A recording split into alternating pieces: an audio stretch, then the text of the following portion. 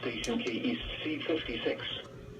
During potentially dangerous weather situations, specially built receivers can be automatically activated by the Signal to warn of the impending hazard.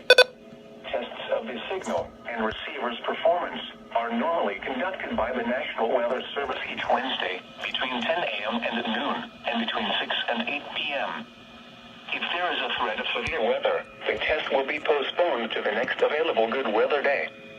Reception of this broadcast, and especially the warning alarm tone, will vary at any given location. This variation, normally more noticeable at greater distances from the transmitter, can occur even though you are using a good quality receiver in good working order. The warning alarm tone will be activated for hazardous watches and warnings for the following counties: Collin, Dallas, Denton, Ellis, Hill, Hood, Hunt, Kaufman, Parker, Rockwall, and Tarrant. This concludes the test of weather radio